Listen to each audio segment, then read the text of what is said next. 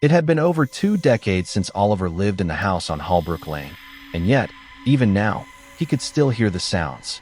That house hadn't been haunted in the traditional sense. No slamming doors, no flickering lights, no cold hands reaching from the dark. No, it was subtler than that. Quieter, like something patient, observant, and always nearby. He was 8 when they moved in, just a boy with a backpack full of comic books and a half-broken handheld game console. His father, Michael, had fallen into hard times after Oliver's mother passed. They needed a place to stay while he saved enough to start over. So they moved in with Oliver's grandmother, a stoic woman with creaky knees and a distant smile. The house was 3 stories tall, built in the early 1900s. It had a slanted roof that moaned when the wind hit just right, and a wraparound porch that leaned slightly, as if weighed down by time itself. Its red brick exterior had faded into a brownish hue, like old blood left too long in the sun. Oliver didn't know the word for it back then, but the place felt sentient. During the day, it was quiet. Still, like a museum left after hours. But at night, he never liked the stairs. There were too many of them.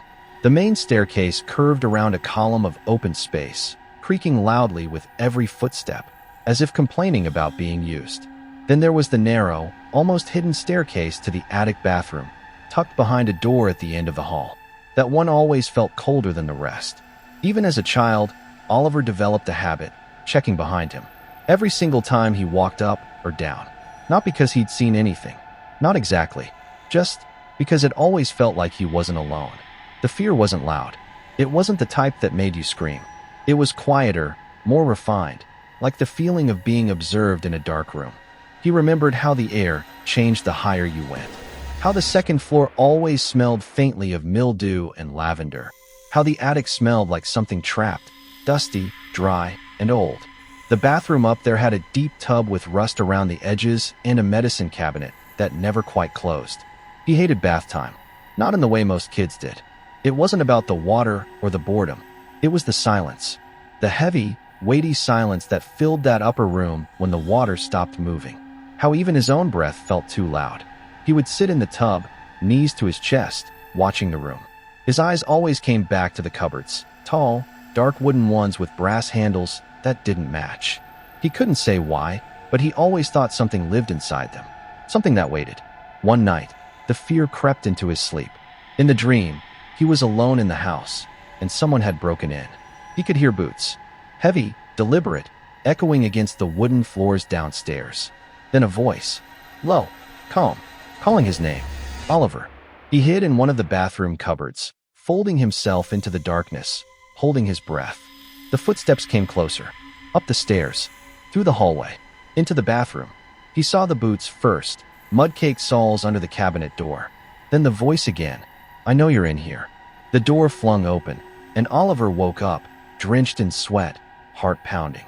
But the dream didn't leave him. Not really. The man from the dream stayed with him.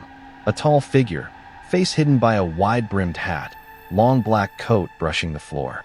And something else, something dark that clung to him like a shadow too thick to be natural. Years later, over dinner, Oliver mentioned it to his father. Casual, almost joking. To his surprise, Michael went quiet. He looked up slowly, then nodded. I used to see him too, he said.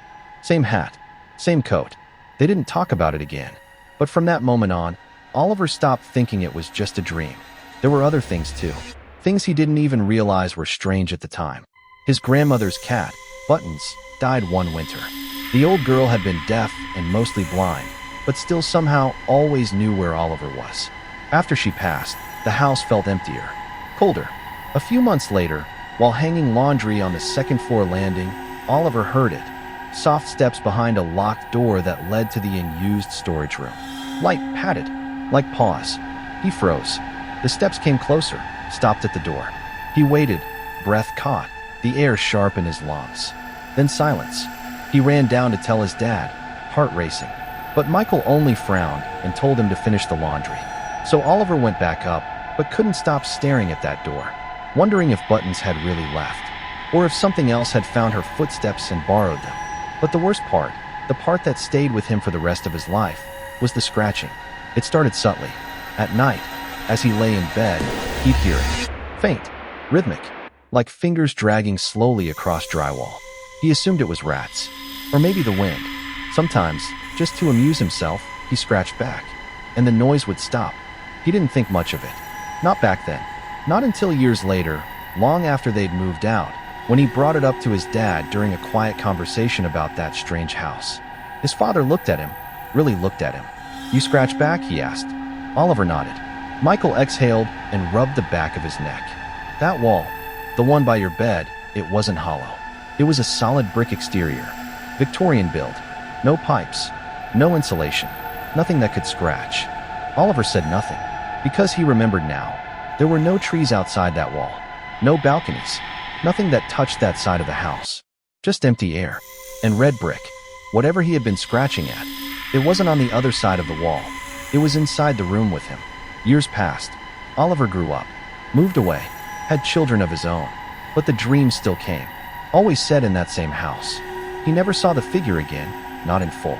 But sometimes he'd wake up with the sensation of having been watched. The kind of awareness that lingered long after you opened your eyes. As if something had been studying you, and simply stepped back when you woke.